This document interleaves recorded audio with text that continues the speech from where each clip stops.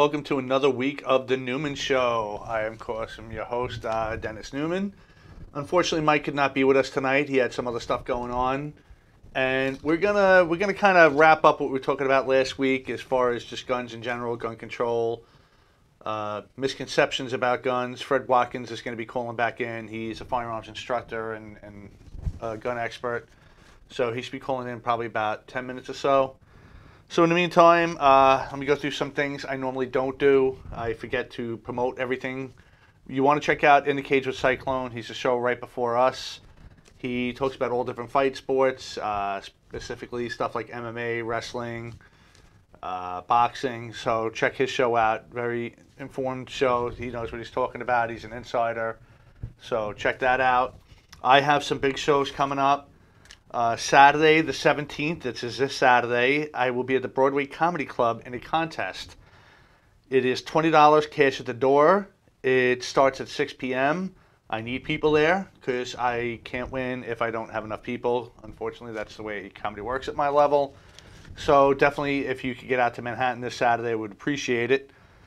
On Friday, August 23rd at 9, I will be at Coasters in East Meadow for the Tins Cuff comedy production, and that's $10 at the door. So if you can't make it to Manhattan, definitely come down to East Meadow at Coasters. That's always a fun time. There's going to be a lot of good comedians on that as well. And to wrap off the busy week, Wednesday, August 28th, I will be at the Course of Action Comedy show, which is at Revolution. And there's no complaints about this one because it is free. And that starts at 8.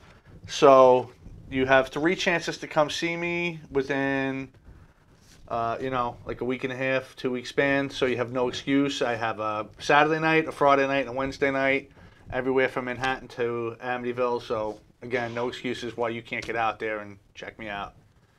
Unless you just don't like me, which is fine. What's up, Frank? What's going on? I see Maria's tuning in. V just tuned in.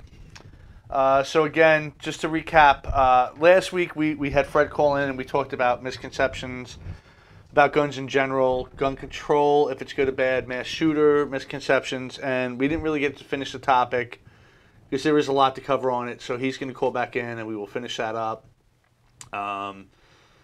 So before he calls in, let's pay some bills and we'll get to our sponsors, and we're going to start with Frank Zambuto and Kayla Logistics. Kayla Logistics, where your business is our priority. Our goal is to provide our customers with end-to-end logistics solutions worldwide. Contact Frank Zambuto regarding all of your international import and export needs. Frank also has domestic contracts with many of the largest coast-to-coast trucking companies in the USA for non-personal cargo. For Newman Show listeners, just mention the Newman Show and Frank will take 10% off your first domestic trucking shipment in the USA. Frank Zambuto and Kayla Logistics, where your business is our priority. And Frank is an expert in the field. I know there's a lot of confusion right now with tariffs, especially where it comes to China. He's constantly on the phone with businesses in China, so he knows exactly what's going on. So give him a call. He knows what he's talking about, and he can definitely help you out. The next one, I believe, is the Irish Pub. And that is in Baldwin. And he's got a bunch of things going on. You want to follow him, Sean and all them, on Facebook. He's constantly got things going on, like I said. He's still doing the karaoke Fridays, and there's a $10, at 10 p.m. there's an open bar. I believe it's $30 from 10 to midnight. Dart leagues are going to be starting soon, so definitely contact him for information on if you want to join. It's going to be on Monday and Tuesday night. He's still doing his guest bartending on Mondays and Wednesdays, and he's looking for one more guest bartender on the 28th. So if you're interested in winning $500 and making some money and having a little fun while you're at it, definitely give Sean a call. And like I said, he's always doing something fun. He's had beer pong tournaments, he's had cornhole tournaments, dart teams, good food. So definitely check out Sean in the Irish Pub. And last but not least, we're going to talk about Felon for Life and my buddy Jay Martin. You can reach him at 516-996-2780 or skullfan33 at AOL.com. And Jay's just an all-around good guy. He not only can he fix your motorcycle, he could do aftermarket parts or, actual parts. He specializes with Harleys, but he can fix any bike. He's going to be doing a lot of work for me. I got a Honda that he's going to do work on. He's done some stuff on my Harleys. He will be doing more. And his basic mission was, he started this because he wanted to get people on the road that couldn't necessarily afford to do it, especially vets. He wants to make it so vets, especially in need, don't have to pay anything for his repairs. But unfortunately, he has bills to pay too. He's gonna save you a ton of money from going anywhere else to do it. So please give Jay a call. If you're a vet, reach out to him. And he does something else which I've never heard anyone do. If you want to fix your own bike, he will walk you through it, whether you go there with him or he'll talk to you over the phone. And like I said, there's nothing he can't do. So definitely give him a shot. And that is Felon for Life. And just one more thing, I want to throw a shout out. The last couple of weeks we've gone out afterwards to the old Effin' Groovin' in Belmore, which if you remember that, was a cool place. It's now called Effin' Beauty. I was going to try to have Mike on this week too, but unfortunately Mike is the owner of American Beauty in Massapequa, which is right around the corner from the studio here, and he's also the owner of Effin' Beauty. But unfortunately I misplaced his number, so I'm going to try to get that again tonight. But on Monday night, starting at 8, which is 10 minutes ago, they do Drag Queen Bingo, which is a lot of fun. We usually get there towards the end of it when it's wrapping up. And it's just a cool place. They also have very good food. It's still the same layout as Effin' Groovin', if you're familiar with that. They still have all the different craft beers and different drinks. Great bartenders. They have a bartender named Phoebe, which you don't really meet many Phoebes in life. So you definitely want to go down there and check that out when you can. I plan on going there after the show today. And right now we're just waiting on Fred to call in, which he should be calling in any minute. And we will get started with finishing up our topic here. Just sending him the message, say he's got the okay to call.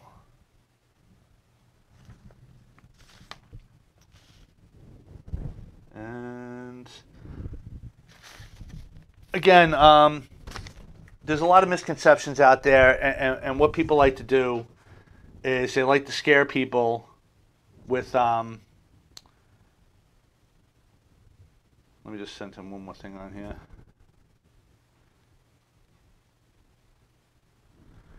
They like to scare people with misinformation in times of tragedy, which I find unfortunate.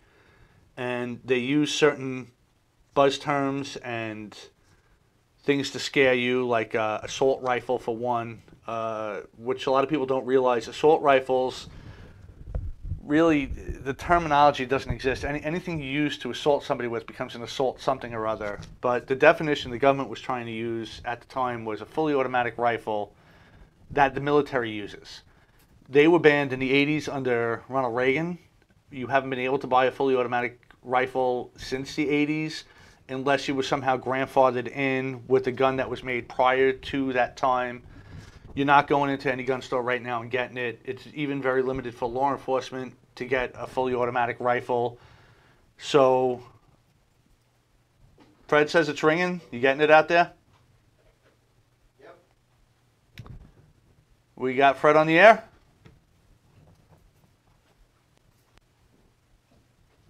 I'm new to the Skype thing, so just bear with me. Hey, Fred, you there? Try again. Fred, we got you on? There he is. Yep, I'm here. Can you hear me? All right, now I can hear you. Yeah, just working through little technical glitches. I'm still new to this thing. Cool. Better at chatting. So I was just reminding the audience what we were talking about last week and how the media tries to scare people by using terms like assault rifle and making you believe that these rifles that are being used right now are fully automatic when they're not. They're semi-automatic.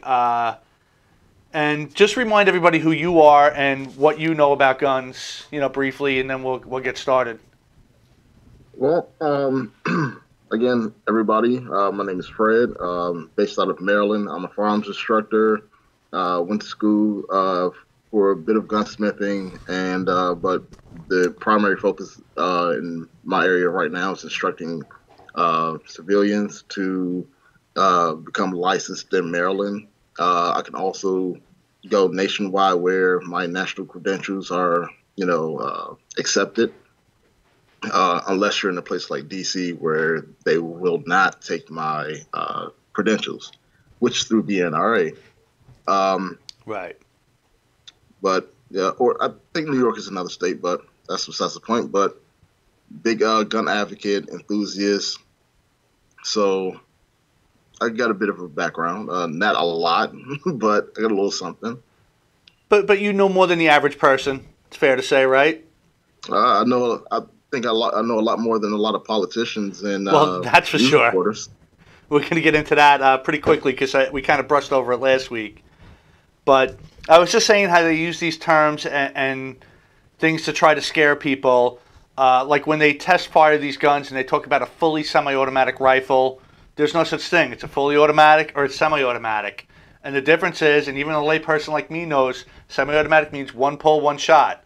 Automatic or is you hold the trigger and bullets come out until the magazine is empty. Correct? Yeah. Yeah. They have burst fire as well, which, what is that, 2-3 shots at a time? Right. So that's 3 different types of fires in these rifles that they're discussing, and they kind of lump them all in together. And the scary thing is they're going after specifically the AR-15 because it's a military-style rifle. And again, it's a terminology they use. It's kind of like what the example I used last week. When you take a Volkswagen and put a Lamborghini body kit on it, it's a Lamborghini-style car, but it does not have the same performance as a Lamborghini. It's still a Volkswagen. Right. So just because something looks scary, and again, the terminology, the big scary black guns they want to ban are used in less than 1% or about 1% of the shootings. So if they did get their way and ban it, what would happen to the shootings? Really nothing. It's really not going to go down at all, right? Right. So then they will move to the next gun, which I'm sure will be the AK-47, and they're going to go gun by gun by gun, and then what some people are calling for, they tell you they're not after your guns, but they're saying they want to ban all semi-automatic weapons. What percentage of guns out there now would you say are semi-automatic? To be completely honest, we have a market where we have a large market. I'm gonna say majority of the firearms that civilians or people operate with nowadays are semi-automatic.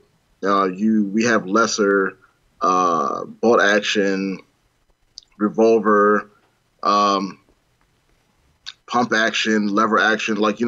Those are more so classics, throwbacks, old school. I'm not saying that we haven't gone through and gotten more updated lever action or revolvers these days, but that's not a go-to system that we use today. Right. You're not going to find a lot of law enforcement departments who are going to go with a revolver. Those have kind of been put by the wayside, where now semi-automatics have gotten contracts with not only law enforcement but with military and also with civilians. So we're always going to go with what's best for us in a self-defense situation, which is going to be a semi-automatic. Now, if you go military are going to operate with automatic. So if you got a politician explaining something to you or a news reporter explaining something to you in a fashion that a civilian will own an automatic, chances are it's not likely. You may have a civilian here or two that may own an automatic, but they have special licensing. They have special money or to afford. They got it illegally. Right. Which you can make all the laws you want. It's not going to stop the illegal guns from coming through. Well, because let's say if I owned a big, business, Voodoo Hound Firearm Shop, and my shop specializes in various types of firearms, and I got different classes of licensing through ATF and my state to get approved for this automatic firearm for whatever reason. Whether it may be just for show to draw attraction to, people who want to, come in and get that experience, for collectors purposes, whatever. But, the average person, the average Joe Blow, and the average Mary Jane does not have an automatic. So and any politician or reporter that would tell you that is full of shit. So basically in the 70s, when they were basically allowed to go to the gun store and buy an automatic weapon, where was all these mass shootings then? Because it should have been like the apocalypse, basically. Everybody would be shooting everybody, and that didn't happen. So if it's the guns doing it and the easy access to guns, we have more. And this is another thing. After every shooting, we need gun laws. There's no gun laws on the books. There are thousands of gun laws on the books, federally and state. So if what they're saying is true, we should have basically almost nothing now.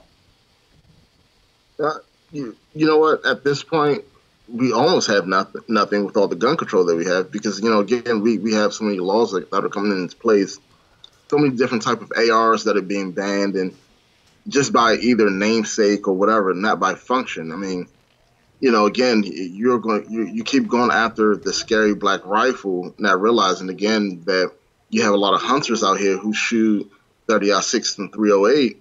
Those rounds are a lot larger than what the AR shoots. Right. The AR shoots 22 on steroids, and the 22 is meant for varmint. So, it becomes very senseless and very emotional when a politician or a news reporter wants to report things about semi-automatics, get terminology wrong, and then go and scare them, the mass on, just incorrect information. Again, a lot of bullshit. So it's funny because the military does use 5.56 rounds, and correct. These guns are capable of shooting 2.23 and 5.56. But from my understanding, they started using that because they were less lethal rounds. So it wasn't like you were going to kill everybody you shot with it. You had a chance of taking a POW. Unlike if you were using some of the larger rounds, that is just like if you use the 50 caliber, there's nothing left of the person you're shooting. Right. So even then, it's I don't. Again, I'm getting to the point now where it's like in the past couple of days, I've gone live on Facebook. I've tried to type up different various statuses and things of with information and education for the public. But then there's other instructors like me, people who are way more skilled and educated and well spoken, who can actually again agree with me on this. That after a while, we're getting dragged through the mud when it comes down to viewers and listeners. Right. Everyone watches NBC, CNN, and all the other big news channels, and then every reporter on national television in the U.S. will tell you that this is a automatic, or this rifle is a military rifle or military style rifle, and they use all this incorrect terminology, and they force feed you fear, and everyone swallows it. Right. And then when you get to that point, it's like, well, everything that I'm doing or everything that I'm trying to help with, it becomes numb almost. So. Well, see, that's the problem. And I'm actually going to post a video in the comment section now because I couldn't get it to play live. And it's the one I sent you before. It's basically, and this is why I'm fearful of the government making any laws, because they just don't know what they're talking about. And this guy's talking about a 30 caliber magazine clip that's capable of shooting 30 rounds in a half a second and a ghost gun.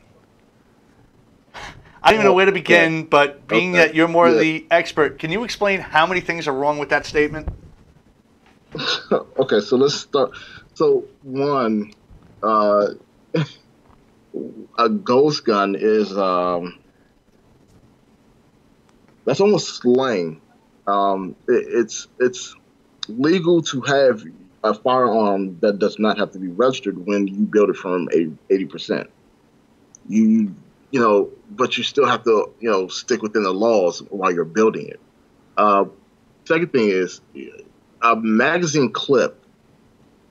Those are two separate things. If I showed you what a clip looks like and I showed you what a magazine looks like, totally different. And everything else that he said, how many bullets fired per minute or the rate per it just becomes, what are we talking about here? Like, if you want to report or give information on the firearm, at least let someone with firearm experience, education, speak on that, and you stick to whatever you went to school for. Right. It's almost like, if I came out and I started speaking on uh, the stocks and stock market, and I didn't go to school for any of that. So if someone's going to listen to me about stocks and that's not my background or my field, then you're just as much as an idiot than I am. It's like you want to take that information from someone who has, again, education in that field. And I want to know where he even got that from. Nothing. So how do you shoot 30 rounds in a half a second in a semi-automatic rifle? Because it was tested by, I forget the guy's name. He's one of the fastest shooters in the world. Jerry Michelet? That sounds right. And he tried to shoot 30 rounds in half a second. I think he got 4 off. Yeah, Jerry Michelet is one of the fastest shooters that we have right now. And his finger is about as close as automatic Right. you're going to get with the semi-auto. So besides him, there may be a few other professional shooters who may get to that point, but not the average person. That's not going to happen. And then you got Biden, whose solution to being safer with guns is getting a double-barrel shotgun, going out, open up your back door, and blasting off a couple of shots if you hear a noise. I think that would piss off your neighbor when you shoot him when he's out there just doing something in his own yard or something. The whole point of being safe with a gun is not just to go out there and blast a shotgun in your backyard. You're supposed to see your target first and know what you're shooting at. No, we had a woman in Florida who was being attacked by her husband and let off a warning shot with a pistol, and she ended up in jail. So if you listen to Biden, go for it. Pick your prison outfit and your cell while you're at it. But no, some warning shots in many states not recommended. Well, you put a 12-gauge shotgun shell in, 2 of them in a double barrel and blast that off. That's a little more than a warning shot. He's going to be pretty torn apart, too. Yeah. Yeah, so, no, Biden, it's rare that I actually find a politician or news reporter to get online and actually speak on firearms, with full education and, they know the full terminology. It doesn't play out that way a lot of times. So we really don't benefit from listening to them.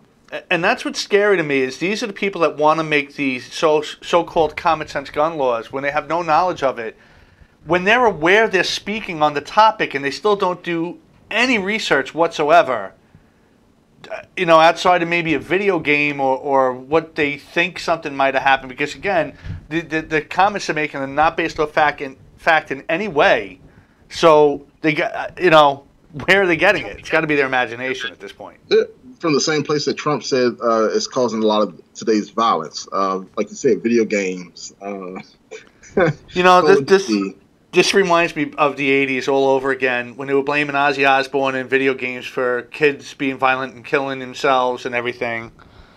We're back at it. We're back at it. So you know what? Can something like that put somebody over the edge if they're already in a situation? Possibly, but this person already has an issue.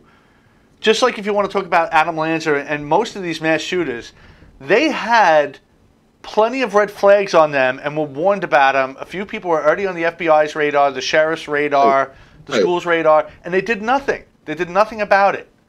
And then afterwards, they were like, oh, well, I guess we should have known when the guy posted on Facebook, I'm going to shoot up the school. And he tried to buy guns 5 times, got turned down 5 times, but then he stole one or killed his mother, or depending on which mass shooting you want to pick, however he got it. He was on these mind-altering drugs. And they did nothing. So they get past all the legislation they want. It's not going to stop these mass shootings because they're not going after the people they already know are going to do it. It's almost coming off as if they're setting these folks, free or off the leash. That's how I feel. Yes, it's like, hey,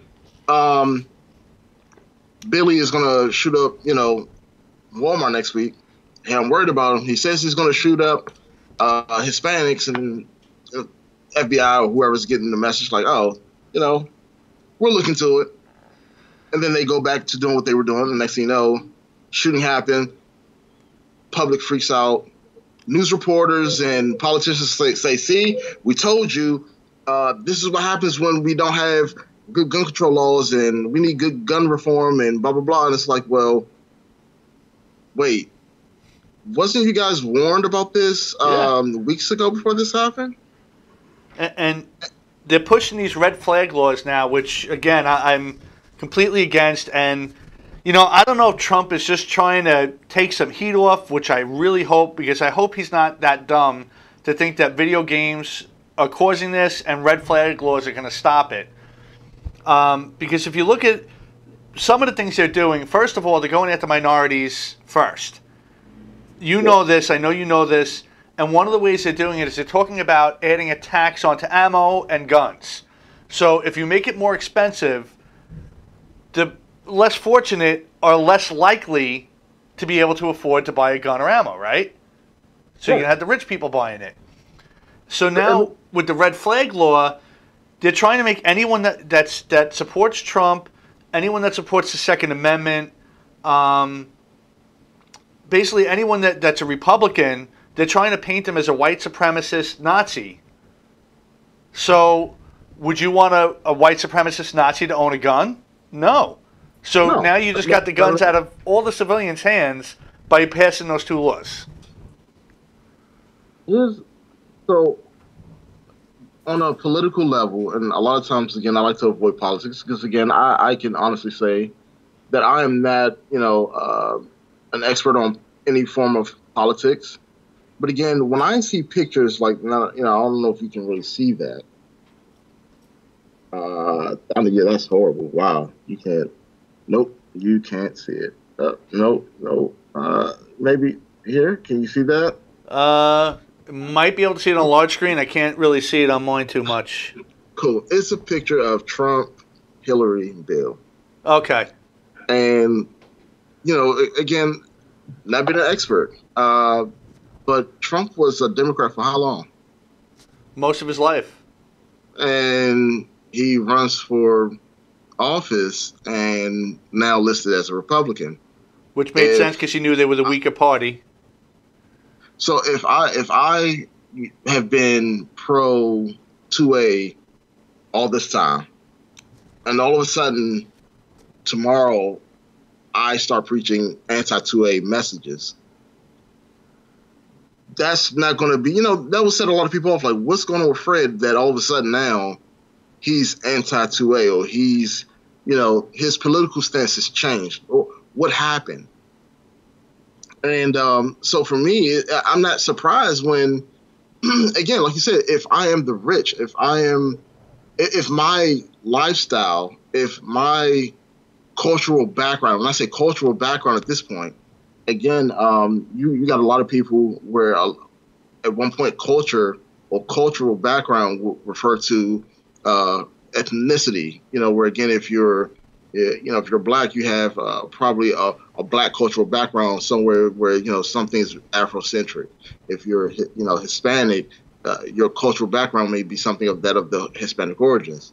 If you're white, depending on, where your ancestral background, your family background is from, you may have a cultural background here. But at this point right now, in 2019, we have a class or, division that's happening where, again, if you're poor, you're middle class, you're upper class and rich, there's a cultural background that happens on each level. Because if you're poor or, you're lower class, you're constantly fighting for survival. Right. Your mind state, your mental and your emotional state is going to be a certain way. You're middle class, you're not necessarily poor, you're not necessarily rich, you're maybe in between or, hey, leaning towards either side, but you understand the balance of both. And when you're rich, you really don't give a shit about the poor because, again, we're all in a selfish mind state these days where we really don't care about anyone else. So if you're rich, you can't possibly imagine why someone would need a firearm or a gun if you constantly got private security. Exactly. You wouldn't understand possibly why someone would be eating fast food and off the dollar menu if you're always eating filet mignon and top shelf whatever. Like, the mind state and the culture is different.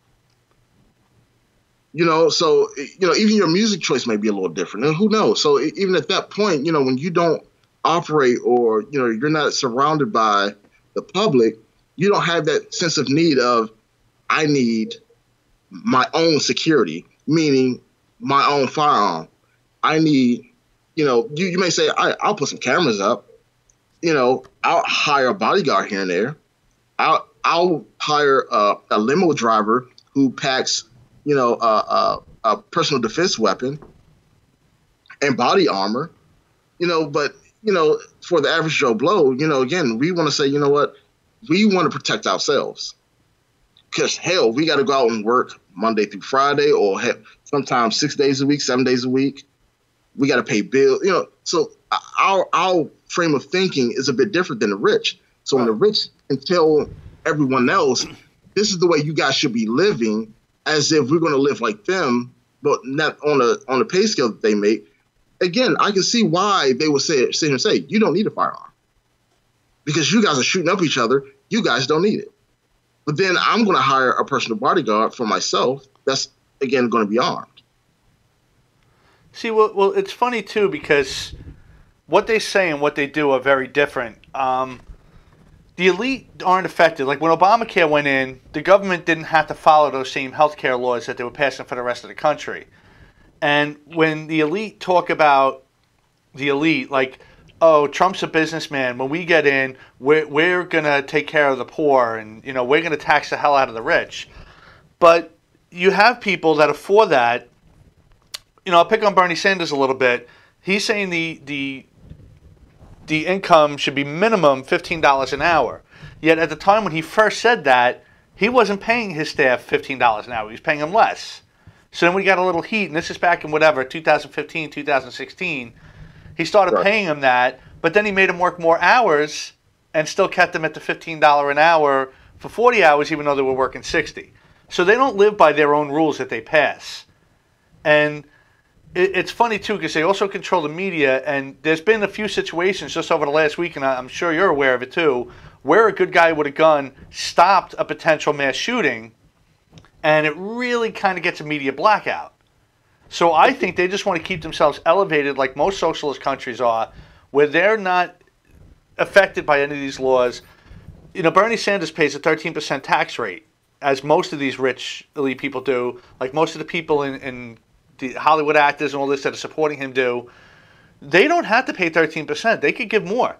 Or they could go directly to the street where all these homeless are, in L.A., Tent City and all that. They had the money to get them off the streets. They had the ability to give them jobs and pay them the $15 an hour, they say, but they're not doing it. They want us to do it. Like I said, nowadays it's more comical because a lot of what's happening today begins to remind me of everyone's favorite TV show, Game of Thrones.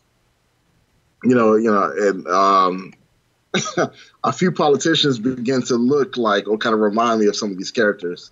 Where, I'm like, that politician could definitely be a Lannister. Or that politician can definitely be, this person. And, because at some point when you start to, relate to the TV show, to real life, a lot of us little people, or, again, middle-aged, I'm sorry, not middle-aged workers, but, the middle workers, we have to bust our ass, literally bust our ass on the daily. And we appreciate everything that we have, even value life a little different than others. So when we got a lot to lose, we want to protect it in a different way than they would. Because again, if I could afford guards, I have no need for my own personal protection unless I just wanted to buy a whole bunch of guns because I could afford it. Not because, not for sport, not for hunting, personal defense, whatever. I'm gonna buy it for collectors because I can afford this $6,000, $7,000, $8,000, $10,000 gun. When the rest of us are sitting here trying to pick up $200, $300, $400, $500, $600, $700, pistols and rifle, whatever. So and again, if you imagine yourself being at the top and the way you remain in power or in control is by keeping again, it's like a pyramid. You have to keep these people here Right. and the middle people here in order for you to stay on top. Because the second that something slides off and everything becomes equal, there's no top. And like, a lot of people, they want to remain in control. And the only way to remain in control is by implementing certain things. Again, hence gun control. Because again, firearms are a sign of power. It's the only way for us to fight back like we did in the past, like other countries have. Because even with this tax thing too, I think it kind of ties in, because if they're going to tax the rich, let's say 80%, because I've heard numbers that high being thrown around, the elite that are already there are not going to get affected. They can pick up their business tomorrow and move. They're already personal billionaires, a lot of these people. They could shut down tomorrow and it's not going to affect them. They'll still be billionaires. But someone like yourself who owns your own company, your Voodoo Hound Graphic Art and Design, who made this logo, by the way, you can't reach that level, because once you hit a certain point and they start taxing you 80%, you're going to make less than your employees. So now you're in a situation where you could never become a true elite, a true rich person. So they get to keep their private club private, and no one else is ever even going to be able to get into it. And once you get to a certain level and you get knocked back down to the poor status, where can you go? What can you do to fight? Now all your weapons are taken away, all your fights taken away. The government runs everything. The same government they don't trust to do anything. You hear a lot of anti-Trump people right now speaking that also want the government to direct where our money goes. They want to turn the weapons over to him. They want to give our rights back to this government that they don't trust. It boggles my mind. It's like there's no common sense to that whatsoever. If I don't trust someone, I'm not giving them anything, let alone everything. Yeah, that's when you got that much power, it can be dangerous, and that's been repeated. I don't know how many times throughout history that, even for a good man or a good woman, too much power could be very toxic. It could be poisonous. Look at Venezuela. Again, for the government to play the middleman between the people, where if Fred and Newman couldn't come to an agreement on something, then here comes the government and say, hey, we're going to settle this. Okay, so Fred, Dennis, you guys, do this. We're going to pay a tax, or we're going to do this. And that way, both of you can kind of get what you want. Okay, cool. But the second that it becomes, hey, Fred and Dennis, this is what you guys are going to do. And it's like, whoa. It's like Fred and Dennis aren't slaves. Why are you telling us what we're going to do versus kind of refereeing what, our issue? Because I think they want us back to at that point, when the government gets to tell you what you're going to do, or these are your options, it's like, again, you're a parent, you're overseeing, and for me, again, being I love, again, history, all forms of history, and, again, me being a black person, when you start to do little certain things as like an overseer, not saying like, I go to work and I have a project manager or something like that. I mean, fine. That's I don't have those skills. But when you're a government and you have, you're in control of a group of people, or a large amounts of the people, or hell, all of the people, and you're giving them ultimatums, or, hey, these are your choices. You choose A or you choose B. Which one do you want? That's really not giving us an option per se. That's an ultimatum. It's not really a choice you're really giving us, especially when it comes to the Constitution. Right. If the Second Amendment says, shall not be infringed, and every time you're finding a way to infringe, just not bluntly or blatantly infringing. Like at some point, it's like, all right, well, what are we doing here? It's almost like the certain type of issues that we're having today, where all of a sudden, and I'm going to use this, and this is probably going to bring up a whole different topic for you later down the line. Where if a man takes a woman out and slips her a pill, sir, that's not consent. You're finding a way to get into this woman without consent. And that's what's happening at this point with the people, where the government is definitely doing things without our consent. They're slipping us a good pill, or media is slipping us a pill, And then all of a sudden, we're taking a drink of it, and guess what? We're all going to be part of the Me Too movement. Right. And it's basically like they're trying to make us maybe not full-fledged slaves, but indentured servants. So they're going to give us all these socialist programs. We get free health care, free school, free this, free that. But we owe them this, and we have to give them this to get it. So, how is that really any different than what, we you keep saying learn history so you don't repeat it, and we're pushing ourselves right back into there. If we forget everything that happened from 1776 on, how we fought to get where we are, how we got the Constitution, how we got our Bill of Rights, how we had all the rights that we had, we're throwing that all away to go back to where we were before that. Well, for safety? Even before 1776, there's a book that I enjoyed, and they even had a documentary of it called Guns, Germs, and Steel. And the point that it really referred to was talking about the farmers and the hunter-gatherers. There were two types of people. And at that point in time, the hunter-gatherers who didn't sit still, and they were constantly armed, they were like warriors. And then you had the more peaceful people who were just the farmers. They stayed put, grew their food, prepped for the winter. The hunter-gatherers, they were like, you know what, we're going to hunt, we're going to keep moving. We'll hunt for our food, and if we find food or we find another tribe that we could take advantage of, we're going to do that. And at that time, the hunter-gatherers, they did well for themselves. They went on. They did good. Not good things per se, but they did good for themselves. Right. While the farmers got attacked and they had to play catch up. They had to, gain some skills. So today, it becomes sort of the same thing. Like, a lot of us now are forced to be farmers, where the hunter-gatherers, politicians, and media at this point, they're kind of just like attacking while we're kind of made to be told, or we're being told, hey, keep working, keep farming, keep doing this for the masses. And in general, the masses are not actually for all of us. It's actually for them, right. For the big business, for their big money, their top dollar. Keep spending. So at some point, when a lot of people talk about going off the grid, and they seem like they will wear a tinfoil hat, I'm like, you know what?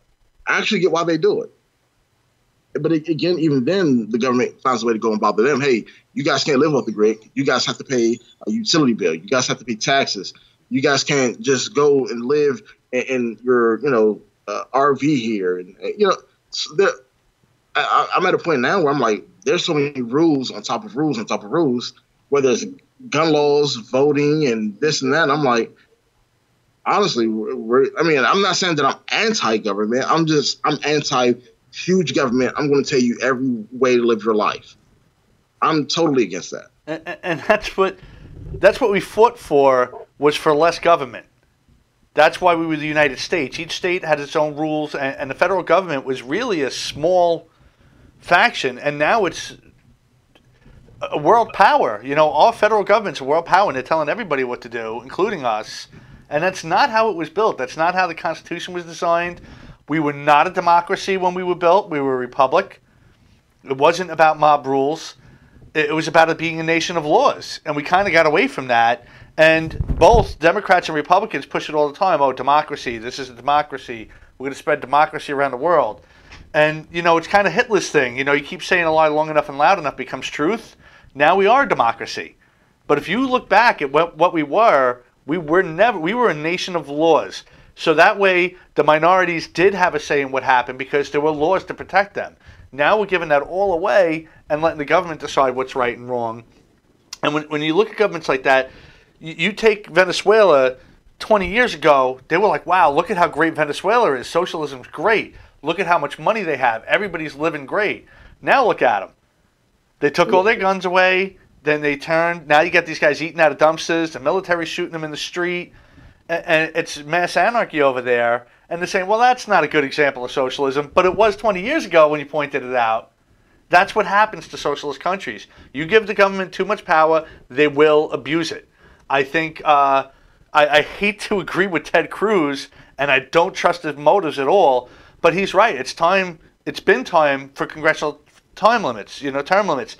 There never should have been unlimited power in Congress. They're more No. dangerous than the president will ever be. A president can only be there for 8 years. Congress, you can be there for life. And you get enough of the boys club together, they're going to stick with the same rules. And, it doesn't matter Democrat, Republican. They're going to pass the laws they want to pass because they're all on the same side. They need to go. Truthfully. And I think that's a lot of times why again, lately, on both left and right, everything is entirely emotional. You can hear people, oh, well, the liberals this, or the conservatives this, the Democrats this, the Republicans this, and I'm like, okay, I don't know if everyone else realized, but while we're bickering and arguing and hell, at this point, killing each other over it, fighting each other, and they actually go behind doors and go to happy hour, shake hands, Right. and discuss on how they're going to turn some new laws and do this. I'm like, those things that we're fighting about doesn't matter for them. It truly doesn't. Again, they already have whatever little power, and they have that already. We're the ones that actually have to live with it. If anything, I'm not going to say they're like criminals. When I make this reference, criminals do not follow. Law does not exist. Right. Survival does. To politicians, laws don't exist. Power does.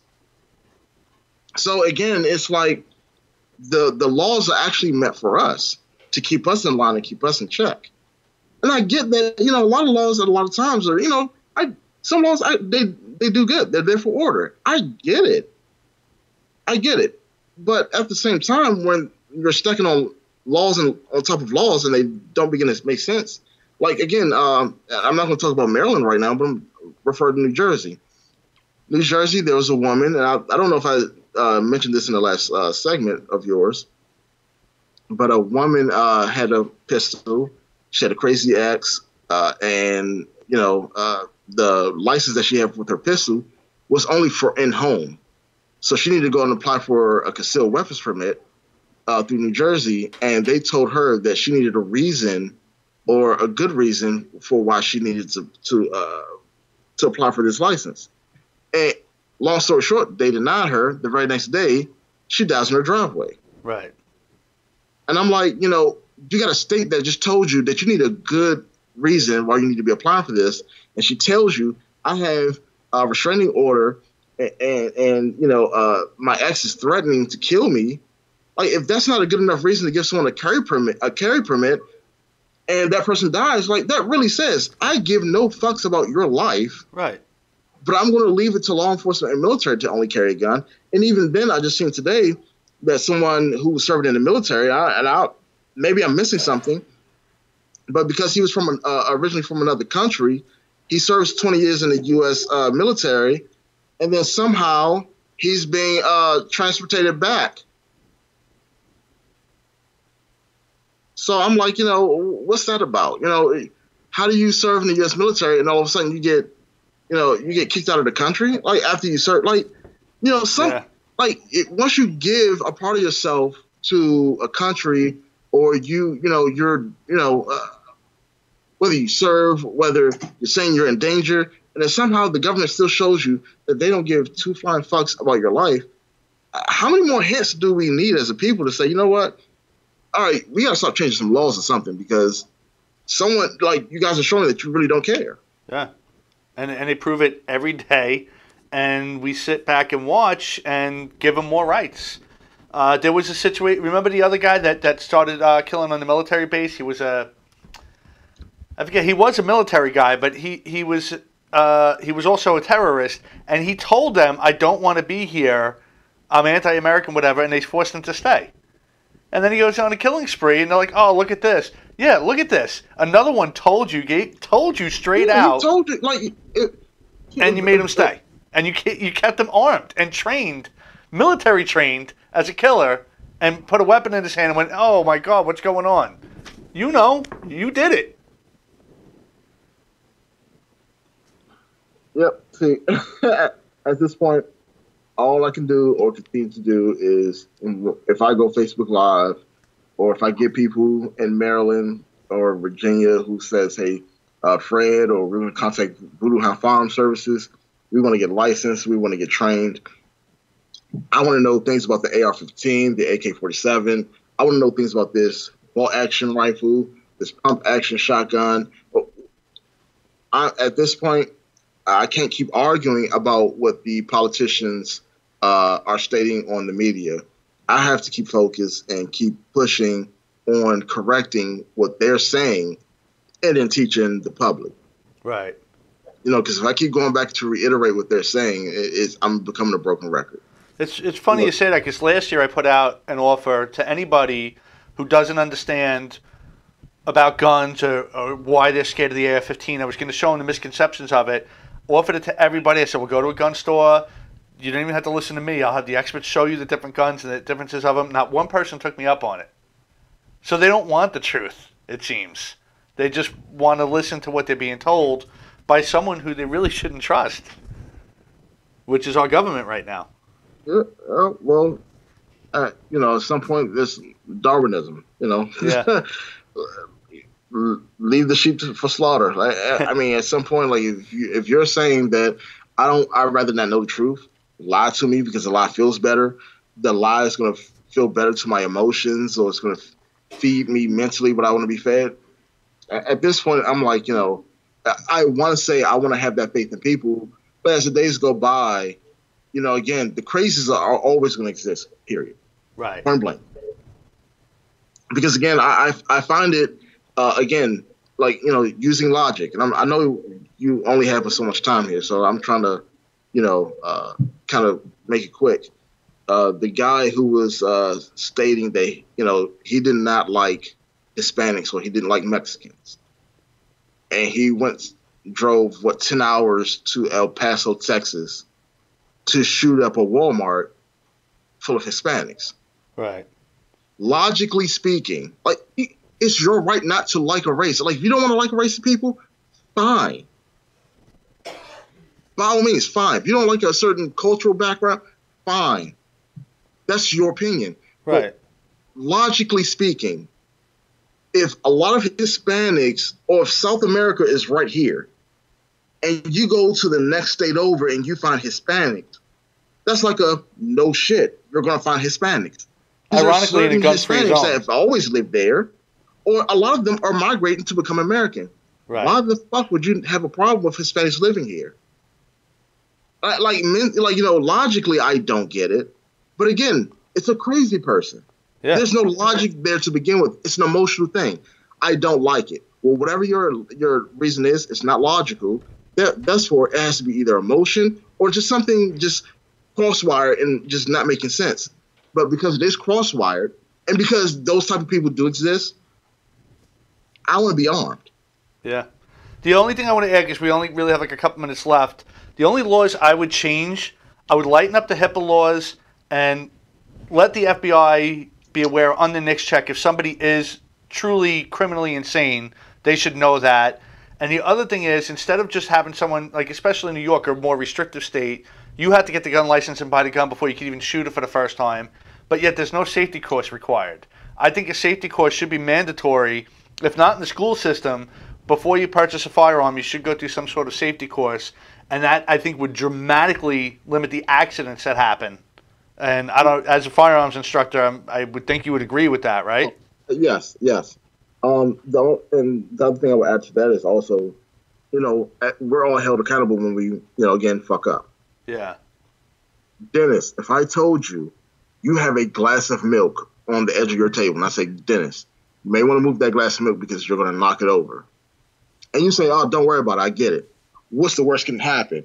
And then next thing you know, doing this knocks the glass of milk off and you spill it. Dennis, I warned you. Now that's your responsibility to clean up the mess. Right. You made the mess. You made a mistake.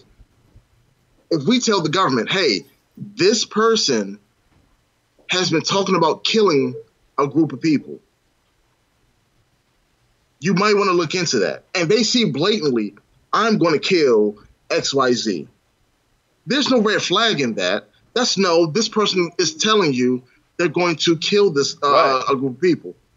Again, if you do nothing about it, after they blatantly said, I'm going to kill these people. Is that not their mess to clean up? Is that not their responsibility, held responsible for allowing this a wild animal loose? Again, yes, don't blame the gun, blame the shooter, because the gun can't do anything without the shooter. But again, it's like, we can't keep saying, hey, what we're all going to do is remove guns because we're all going to do this. Hey, never mind the fact that the government was warned already. The person actually admitted that they said they were going to do this. And, like, again, it's like, oh, well, we didn't have anything to do with it. Right. Well, unfortunately, we are out of time again. But, Fred, I want to thank you again for calling in. Hopefully people learned something, and we'll be in touch. And thank you, everybody, for tuning in. We'll see you next week. All right, man. Have a good one.